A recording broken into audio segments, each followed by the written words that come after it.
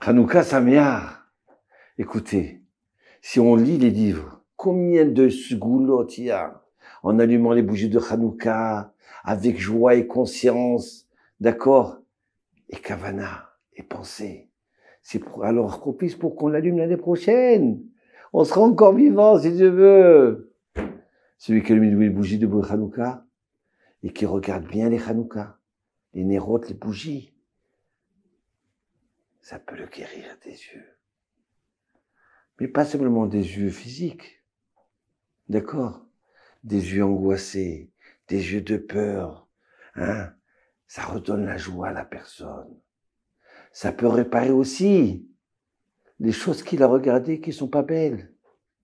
Ou des films d'horreur, donc ça l'a angoissé, ça le répare. Vous comprenez? Et le Rabbi Mondi disait, achetez une huile très bonne pour qu'elle éclaire bien. La meilleure huile. Pourquoi? Parce que le Rambam il disait que cette mitzvah qui est chère, très chère aux yeux du peuple d'Israël, aux yeux d'Hachem, aux yeux de Dieu. Vous comprenez? Et qu'est-ce qui se passe?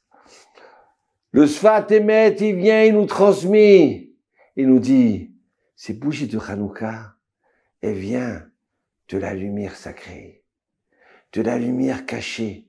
Ouais, lumière cachée. Je connaissais pas moi ça. Moi je sais qu'il y a les lumières, le soleil, il y a les lampadaires, les fluorescentes. Mais une lumière cachée, c'est quoi ça? Alors je comprends pas. On met la lumière cachée à Hanouka, et nous on a la mise d'allumer la bougie, la Hanoukia au balcon, pour publier, ou dehors, pour publier le miracle. Donc d'un côté on publie la lumière cachée. Mais c'est quoi ce secret-là? Alors écoutez bien, j'ai cherché pour vous, pour moi aussi, parce que j'ai envie de savoir. Dieu dit que le premier jour, il a créé la lumière. Et il a vu qu'elle était bonne. Ouais. Et alors? Mais j'ai pas compris, mais après il y a eu le soleil. Où elle est passée cette lumière alors s'il y avait le soleil? Rachi nous dit là-bas, écoutez bien, regardez Rachi. Il dit, à Kodesh Hu, il a créé la lumière où elle était bonne. Elle était très forte. Elle était merveilleuse, elle apportait tout. Mais quoi? Il a vu que les gens ils vont se servir pour le mal. Alors il a caché. Ils ont vu que les gens ils vont voir avec cette lumière du début du monde jusqu'au l'autre bout du monde. Voir l'avenir, voir le passé, voir tout. Et voir la vraie lumière qui apporte le bonheur. Qu'est-ce que je vais faire dans ma vie? Avec qui je vais me marier? Comment je vais guérir? Quel travail je vais choisir? On a plein de questions dans la vie. Qu'est-ce qu'il a fait Hachem? Il a pris cette lumière et il a caché. Waouh! Il a caché où? Nos sages disent, il a caché pour les tzadikim, pour les gens qui sont purs, qui sont vrais. Je commence à comprendre des choses là. Vous savez quoi? Une fois le Rav Derzi, il sortait du kotel, d'accord? Et il me dit, mon fils, tu vois celui-là, là, il a eu le dévoilement d'Elio Hanavi. Mais d'où il sait? Celui-là, c'est quelqu'un de bien. Ah, mais celui-là, il n'est pas bien du tout, fais attention. T'approches pas de lui. Ouais, d'où il a cette lumière-là? Et quoi? Et cette lumière à Kodesh Hu, il a descendu, quoi? Dans les bougies de Hanouka. Oui, parce que nous, on doit dévoiler la vérité, la Torah. Alors les Grecs, eux, ils pensaient qu'ils étaient des gens les plus forts, les plus intelligents, les plus philosophes, et que notre Torah valait rien. Donc eux, ça s'appelle le vrai soleil, soi-disant. Et voilà que d'un seul coup, on les gagne. Et d'un seul coup, les Juifs, à un moment, ils voulaient être des Grecs. Ils voulaient ressembler à des Grecs. Ils voulaient abandonner la Torah. Et il y a un petit groupe de Juifs qui est resté. Yehuda Maccabi. Et d'un seul coup, ils gagnent la guerre. Et ils redévoilent la vraie lumière, la menorah qui descend du ciel. Aïe, aïe, aïe, aïe, aïe. Vous avez compris pourquoi on doit publier, parce que doit dévoiler que c'est pas ce que tu vois de l'extérieur qui est vrai. Tu vois une lumière intérieure. Il y a des fois, tiens, mon papa, il était non-voyant. Mais je peux vous dire que grâce qu'il était non-voyant, il voyait très loin. Il voyait des choses que je comprenais pas, moi. Et je dis, mais papa, ouais, quelle intelligence. Eh ben, je suis sûr qu'il a eu cette intelligence-là, parce qu'il s'est pas servi de ses yeux qui sont faux dans ce monde-là, de cette fausse lumière. Écoutez l'histoire du Rav Mimoun. Aïe, aïe, aïe, aïe, aïe, aïe, aïe. Hein? Tu veux qu'on parle des zgoulottes? Oui, on va parler des zgoulottes. Il y a marqué que celui qui s'assoit et qui regarde les bougies, hein, ça irait par ses yeux spirituels. Ça donne la guérison.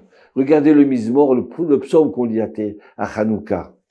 Mizmor, Shir, Hanouka, Tabaït, les David. Alors le troisième verset dit comme ça, Adonai, mon Dieu, tu es mon Dieu, Shivati, je t'ai appelé. Et tu m'as guéri. Mon Dieu, Ken, tu m'as fait sortir du puits. Tu m'as sauvé mon âme. Et tu m'as fait sortir du puits. Aïe, aïe, aïe. Regardez combien de fois il y a de choses il y a marqué pour Hanouka. Roneni, tu m'as écouté et tu m'as donné la grâce. D'accord? Et tu m'as aidé.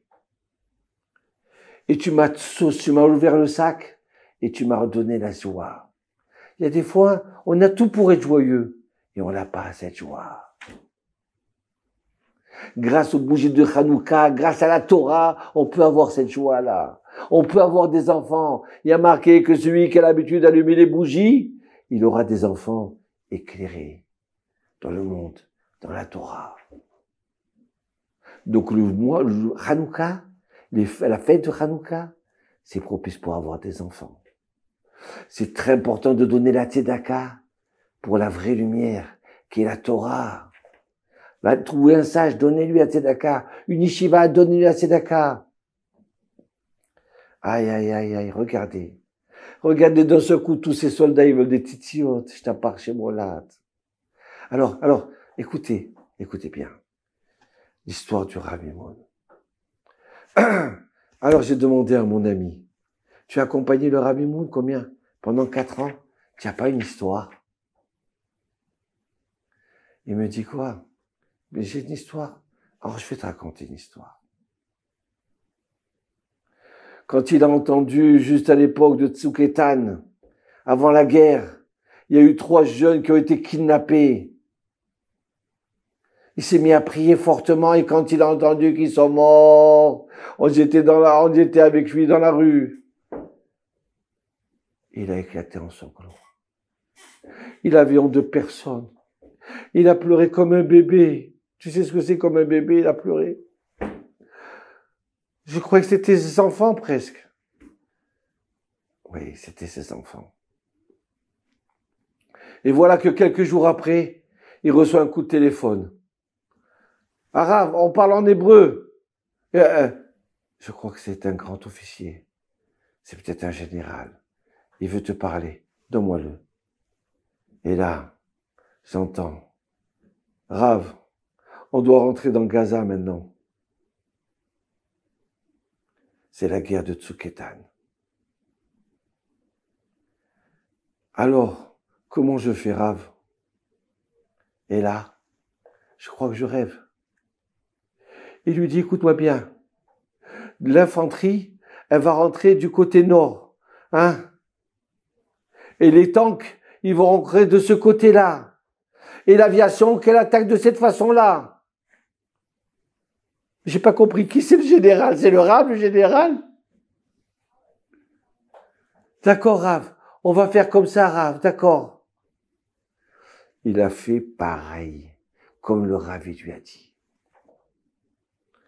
Mais d'où il connaît? Le Rav, il était à Marseille à ce moment-là. D'où il connaît Gaza, d'où il connaît où ils sont les terroristes et tout ça, d'où il connaît? Et là, quelqu'un qui étudie la Torah, à Kodesh Hu, il lui donne. Si c'est un quelqu'un de pur, d'un quelqu'un de vrai, à un moment, il lui dévoile cette lumière cachée, là. Oraganos. Vous comprenez? Donc alors, oui, il faut prier, oui. Pendant ces bougies, il faut prier. Ces 7 jours, il faut chanter. 8 jours, il faut chanter le Hallel, le remercier Hachem. Vous comprenez pourquoi toutes ces sgoulottes-là? D'avoir des enfants, de guérir, des yeux. Alors, il faut prier pour nos soldats. Il faut prier pour nos otages. Il faut prier que Hachem, il nous donne des vrais dirigeants. Des vrais. On veut le Mashiach. On veut la délivrance. Ça y est, la délivrance individuelle et la délivrance collective du peuple d'Israël. Anerot alalu, anu madlikim. Ces bougies-là, elles sont kadosh. On peut même pas se servir de regarder une pièce ou alors de lire avec ces bougies-là. Non. On reste à côté. On raconte des histoires. D'accord? On raconte des histoires et on demande à Hachem. Voilà. Donc, tous ces goulottes, les cieux, ils sont ouverts. Le ciel, il est ouvert à ce moment-là. C'est un moment propice. Et vous savez quoi? Le Rav Chaim Paleji, il dit, ce moment-là, c'est comme le sonnet du chauffard. À Kodesh Hu, il est tout monté à ce moment-là. Alors, allez-y. Prenez ces lumières, demandez et priez. Bracha ve'atzara.